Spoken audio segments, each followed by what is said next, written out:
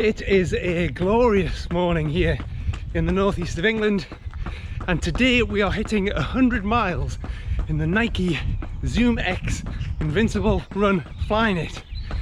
So it's about time we did a bit of an update on how the shoe's been performing over those first 100 miles. Let's get into it.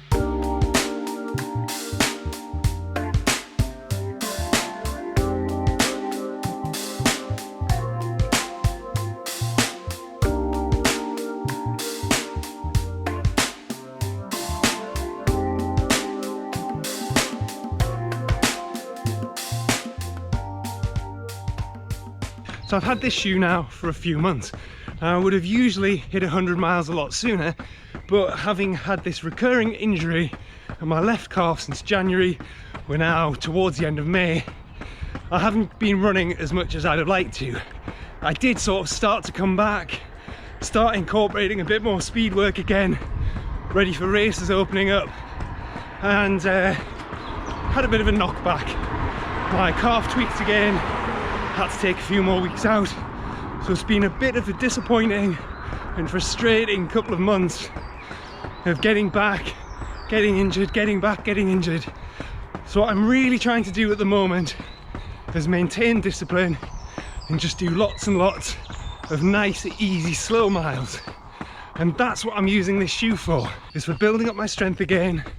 It's for rebuilding that base level of fitness, which has depleted quite a lot in the past couple of months, and just for working on my form and coming back ready to put in the work once I feel really confident that I'm able to once again. And the Nike Invincible, and we'll just call it the Invincible, otherwise using its full name in this video will end up being a few hours long, has been ideal for that. That's sort of what it's pitched at. It's pitched at nice easy running. It's super plush, super cushioned, and so just for bagging those steady miles comfortably. Their original marketing pitch was all around runners seeing less injury or reduced injury over lots of other shoes, and so this was one that was just a steady workhorse for bagging lots and lots of injury-free miles. Now today's run will take us over that 100-mile mark. And I have to say, not all of those 100 miles have been that plush, comfortable ride. In fact, after the first run, there were a few instances where I began to have issues on the outside of my left foot. Now on the shoe, there's a little reflective strip towards the front, on both sides actually, on the inside and the outside of the shoe. And around about where one of those reflective strips are, there seems to be issues, and I'm not the only one that's experienced it. There seem to be some issues with feet rubbing against them and causing blisters and like almost cuts on the fourth toe on the left side. And for a few runs actually, I did experience some problems. Now the way that some people have dealt with that is to remove the reflective strips using like nail varnish remover and tweezers. I sort of sat it out, and after a couple of instances actually that problem just seems to have gone away, and for all of my more recent runs I haven't had that issue come back at all. Now I haven't done any fast or hard efforts in this shoe. I've really been retaining it for those nice steady runs. The shoe is quite heavy, but to me actually that weight is offset by the comfort and the sort of cushion of the Zoom X midsole. So it's super soft, super bouncy, and it's nicely absorbing each impact as you come into land, ready for the next toe off. I don't find that it feels fast, I just find that it feels nice and comfortable. Now I know some people who like to use the shoe for some faster efforts, and it works great for them for that. I think for me it's just a little bit too heavy, a little bit too big and bulky to be putting in those faster efforts. And actually something to note when we talk about the size of the shoe is, in terms of wear and tear, I haven't seen much at all really. I'll put some photos up on the screen maybe around about here or here, which will show the only bits of wear and tear that I'm really seeing, and that's around the collar of the ankle, there's obviously where I'm scuffing my feet together perhaps, because the size of that collar is so thick and there's so much of it on the outside of the shoe. I seem to be scuffing it together, and what it's done is it's worn a couple of little holes. Oh, hang about. It's a bit muddy out here. It's just cosmetic issues. It's not going to cause any dip in performance, but it's purely down to the size of that cushioning. And for outsole wear, there's very little really in terms of outsole wear. So I do have a little bit of wear on the lateral side, so the outside of the forefoot area. Now that's more down to an issue with my form. So I recently did a Run 3D full running assessment, and that was where I had sensors placed all over my body and ran on a treadmill whilst an infrared camera followed and tracked the movement of each sensor and projected it up onto a screen based on different paces, that sort of thing. It gave me a full assessment of how my running is.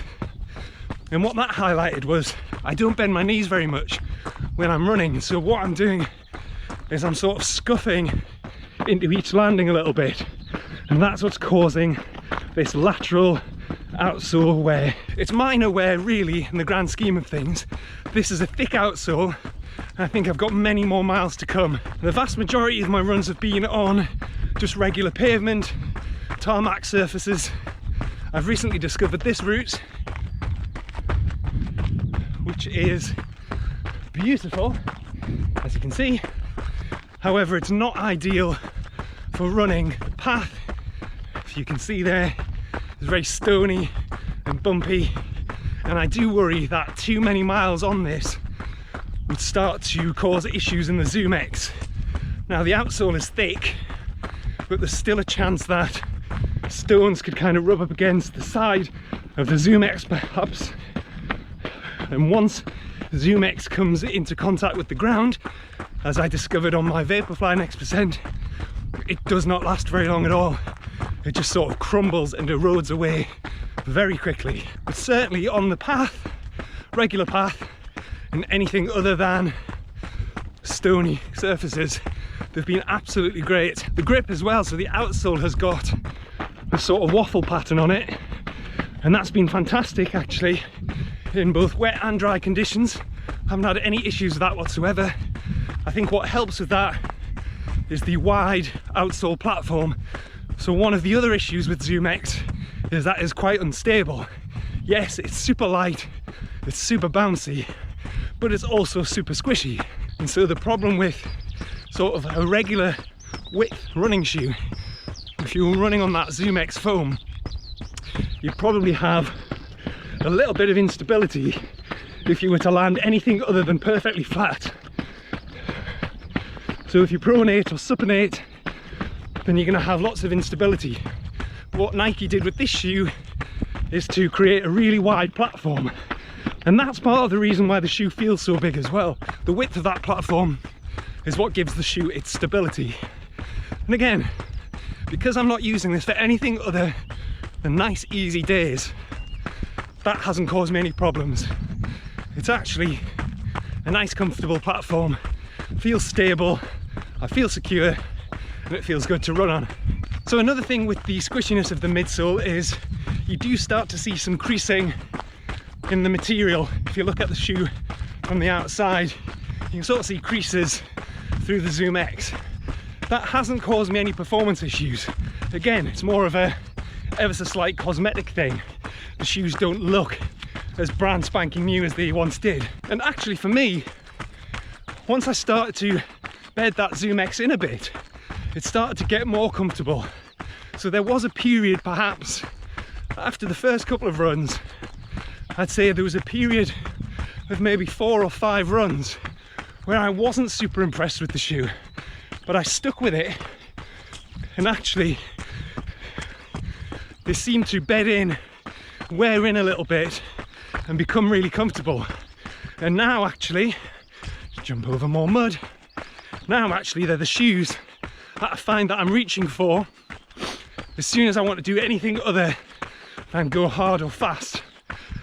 They're a shoe that I know in my head I've got the discipline. If I've got this shoe on, I'm not going to push myself and risk a relapse in that injury. I'm sitting here at a pace of a touch over 5 minutes a kilometre, and this to me is where the shoe just feels at home. It's a nice easy pace. I'm not turning my legs over too fast, I'm not pushing really hard, but every step is feeling comfortable, it's feeling natural. My legs are turning over just nicely, bouncing into the next stride. So for me, this is where I really feel that the shoes come into their own, and this is where they feel best. And when it comes to the upper, so the upper is quite thick, it's quite plush. You're sort of aware of the cushioning in the tongue, a cushioning around the ankle and around the back of the Achilles. It's like that bit of your foot is being hugged a little. The upper itself, it's quite thick, but I haven't had issues with breathability. My feet aren't overheating or anything like that. It does feel comfortable. There's enough give in that upper. Now that I've surpassed those issues with my toe rubbing against that reflector, I think the upper has probably got a bit of give in it now. No, actually it feels good. I'm not aware of my toes rubbing against the sides or anything like that anymore. And there's actually no signs of wear in the upper at all either, aside from that bit around the ankle where I'm obviously scuffing my feet as they come into contact with each other. It's just sort of wearing little holes in some of the red cushioning. Aside from that, the rest of the upper is in pretty much brand new condition. Now, something that I do like, and usually I'd be running listening to an audiobook, and so I wouldn't necessarily be focusing or listening to this, but it's the sound that the shoes are making. The Zoom X is making a really satisfying impact sound with each footstep. I'll just shut up for a second and see if you can hear it. Hang on.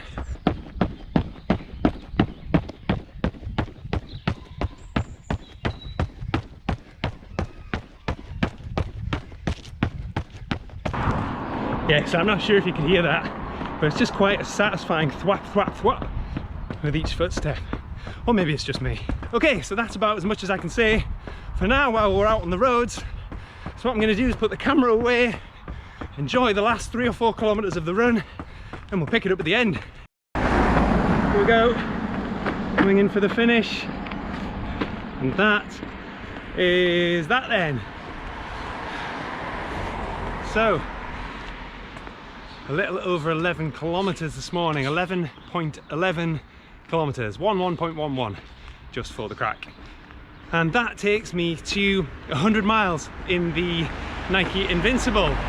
So I probably covered off everything that I wanted to say during the run, but in summary, these are now my go-to shoe for those nice, steady, easy, comfortable runs. I'm finding them really comfortable at what I would usually class as an easy pace, around about 5 minutes a kilometre, keeping the heart rate fairly low, just bagging lots of comfortable miles. The one downside to this shoe is the price point. So they're sitting at around about £160, which is where you would usually find kind of the mid-tier shoes, the tempo shoes, the faster shoes. I think if they were to come down to around about £120 perhaps, they may appeal a little more. More people may just bite the bullet and fork out that much money, but at £160, that's the only downside. Now, at the time of recording this video, Nike have got a 30% off sale, which brings the Invincible down to £111 from £160, which is a great price for them. By the time this goes out, that deal will probably be over, but on my Instagram channel at jamies.running, if you don't already follow me, then check it out. I know of lots of people on there that have taken the plunge because of that lower price point, and they're really enjoying the shoe. So, in summary then, yes, great shoe, enjoyed these first 100 miles. I'm thinking I'm probably going to get somewhere in the region of 400 miles out of them. There's a bit of an estimate. So until then, thank you very much for watching. Comment, like, subscribe, all of that sort of great stuff. Share this video with all of your friends and family, and I look forward to seeing you on the next one.